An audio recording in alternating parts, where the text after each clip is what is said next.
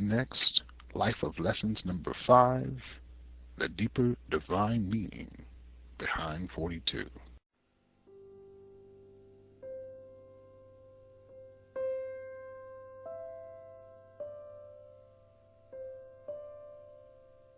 The number 42, as previously stated, is insightful. This biblical number is a warning, a sign of things to come. No one in their right mind should be waiting until the age of 42 to change their ways. 42 is a significant number of trial and testing, signifying a time of tribulation for 42 months, when nations around the world will be at war. World War III. A time of terrifying death and destruction will beset our current world, and that time is fast approaching. That's why it doesn't matter if you are 42, 52, 62, or even going back to the ages of 32 or 22. Those of you who are approaching the age of 21, half of 42, will not reach the age of 42 before certain cataclysmic catastrophe events encompass America as well as the entire international community. Our world, as we know it, will soon change forever, and it will most certainly get immeasurably worse before it begins to get better. Those of you who are 21, who think you have 21 years to get your life right, had better think again. The drastic measures you should be taking now to get your house in order are most urgent and crucial for your physical survival, not to mention your spiritual one. I'll give you an example of how you should measure and consider the little time we all have left on this earth. If you are currently 33, you should be seriously working to be spiritually minded before the age of 42. I would consider 9 years from now extremely late in the game for you to successfully get your house in order before you reach the age of 42. If you feel life in the United States or anywhere else will continue in the current hunky-dory status quo, you are simply deceived. Everyone must understand the critical crossroads we've come to in human history. There is very little time left. But please, don't misunderstand. No one knows exactly when serious end-time biblical events will be fulfilled. The Creator says, verse 36, no one knows about that day or hour, not even the angels in heaven, nor the Son, but only the Father. Matthew chapter 24, verse 36, New International Version. Only a fool will set a date. However, the Creator does tell us we must know the times and their seasons, and be aware of turbulent events taking place within our world.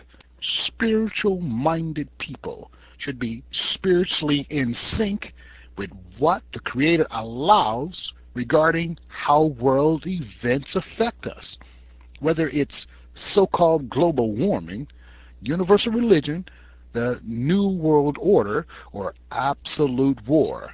Spiritual individuals must recognize the signs of the times. Changing events will certainly take place, and everyone must understand it is much as a spiritual watch as it is a physical one. Age of 42 author. Many are wondering regarding the conflicts in Israel that are exploding in the Middle East, in Lebanon, and everywhere else that hates Israel. Is this World War III? Please understand, the political leaders of the international community have not yet come to prominent power at this time. However, their itinerary for traveling the globe, setting up world terror to begin World War III, has been set. Here's the Men of God side note from the Chariots and Horsemen series, titled, Though It Cost All You Have, Get Understanding. Brief insight from Dr. Herman Hay. We don't know that day and that hour. Right now, of course, we don't even know the year. There probably will come a time on the basis of Daniel 12 when it would be difficult to say. We don't know the year. And it would also be difficult to say we wouldn't know the month. Jesus said that of that day and hour knows no man. And he was speaking of his time, and since, as we were learning this morning, that it pays to the very end to be watching, even during the last night, to see that your attitude is right. Remember the story of the thief that breaks into the house that you had read to you this morning. The answer is that you need to have that right attitude. As the prophet wrote long ago, don't let the sun go down on your wrath and go to bed angry, lest God finds what your attitude is when he awakens you suddenly. We need to realize that we always should have our attitude straight, correct before God, and that means before one another. Because until you reconcile to one another, you cannot be reconciled to God. God judges you in terms of how you behave towards others. Age of 42 author. Everyone who can see with their eyes and perceive with their minds will be able to have a physical understanding of what is taking place. But for the more important, crucial spiritual implications, unrighteous, unspiritual minds won't have a clue. Christ himself rebuked those who claimed to be righteous but lacked real spiritual awareness. Verse 2, he replied, when evening comes, you say it will be fair weather, for the sky is red. Verse 3, and in the morning, today it will be stormy, for the sky is red and overcast. You know how to interpret the appearance of the sky, but you cannot interpret the signs of the times. Verse 4, a wicked and adulterous generation looks for a miraculous sign, but none will be given to it except the sign of Jonah. Matthew chapter 16, verse 2-4, New International Version. Obtaining that true spiritual understanding is the most critical, important thing you must do, striving now to overcome at any age, certainly before the tribulation age of 42. Verse 41, as he approached Jerusalem and saw the city, he wept over it. Verse 42, and said, if you, even you, had only known on this day what would bring you peace, but now it is hidden from your eyes.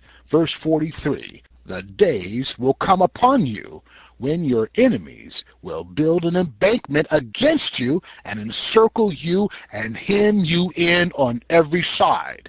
Verse 44, they will dash you to the ground, you and the children within your walls. They will not leave one stone on another, because you did not recognize the time of God's coming to you. Luke chapter 19, verse 41-44, New International Version. Book banner displays the Fox News channel, Your World with Neil Cavuto. He was interviewing Newt Gingrich, author of the book Winning the Future. Mr. Cavuto posed this question in regards to the conflicts in Israel. Does this crisis in the Middle East have any connection to the nuclear standoff with North Korea and Iran, or to terrorist threats against America? Former Speaker of the House Newt Gingrich says They all point to the early stages of World War III. He's quoted in saying, you start in North Korea, where on July the 4th, they deliberately fired 7 missiles when we told them not to and said it was dangerous. They're trying to build nuclear weapons. We think they may have a dozen already.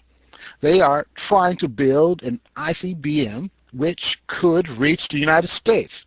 Then you go to India, where recently 7 bombs went off in the city of Mumbai, and over 200 people were killed by terrorists. Then you go to Afghanistan, where there's a war underway with a sanctuary in northwest Pakistan. Then you go to the Iranian-Syrian Hezbollah-Hamas alliance, which is both helping hurt Americans and Iraqis in Iraq and is waging war both from Gaza and from southern Lebanon. Then you go to Great Britain, where the House Secretary says there are 20 terrorist organizations in Britain with maybe 1,200 members. Then you go to Canada, where 18 people were picked up with twice the amount of explosives used in the Oklahoma City bombing in 1995, and would talk about kidnapping the Canadian Prime Minister and cutting off his head. Finally, you come to America, where we have videotape of 7 people in Miami pledging allegiance to Al-Qaeda and the overthrow of the United States government. And you have plans in 3 different countries to destroy the tunnels in New York City. Now, I've just painted a worldwide picture of efforts to undermine and destroy our civilization. No, the tipping point was the direct repudiation of America by North Korea, deliberately showing their contempt for us by firing their missiles on July 4th, followed by both the North Koreans and the Iranians saying quite clearly they're going to build nuclear weapons and they're going to build missiles, and they frankly don't care what the United Nations says. We see the active terrorist alliance worldwide. We see an effort on the part of our enemies to prepare themselves to defeat us. And we hear the dictator of Iran, Ahmadinejad, says he wants to defeat America and eliminate Israel from the face of the earth. Age of 42 author. These ongoing conflicts little Judah has with his neighbors will continue until the end. Conflicts will begin, conflicts will end. Sometimes it will be from the Palestinians, sometimes from Lebanon, but all directed by Iran or Syria, supported by a whole host of enemy cheerleading nations against Israel. This, however, is not World War III. Nevertheless, the observation Newt Gingrich gave can be considered dark clouds forming in the sky over the heads of the entire house of Israel.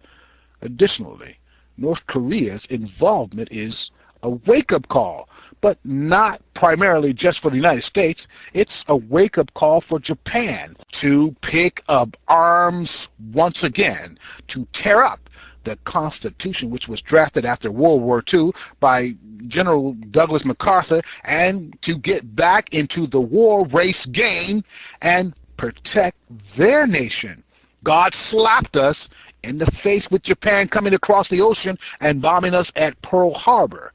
We weren't going to get involved in the war unless they did that. God says, wake up. There's a war going around the world, and you're next unless you get into this mix and solve it. I have blessed you to be the single greatest nation on the face of the earth, and you had better get in there and be great as I have blessed you. Wake up. North Korea is doing the same thing with Japan. Japan may be pushed to the wrong side once again, along with other godless nations in Europe.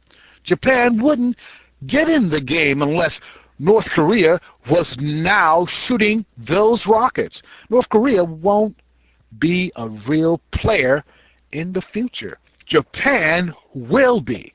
And this is what's going to stir up China and Russia to have joint ventures because of the power Japan will wield with the help of the United States, because we're going to say, okay, you protect yourself. We'll allow you to have weapons.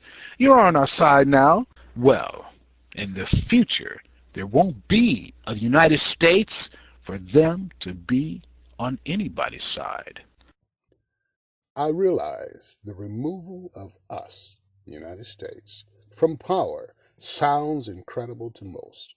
However, the castration of our beloved nation will take place. Soon this unmerciful surgery without painkillers will happen. But we must be warned with wisdom. The Almighty says, verse 7, "But when you hear of wars and rumors of wars, do not be troubled, for such things must happen, but the end is not yet." Verse 8, "For nation will rise against nation, and kingdom against kingdom, and there will be earthquakes in various places, and there will be famines and troubles. These are the beginnings of sorrows." Mark chapter 13, verse 7 to 8, New King James Version.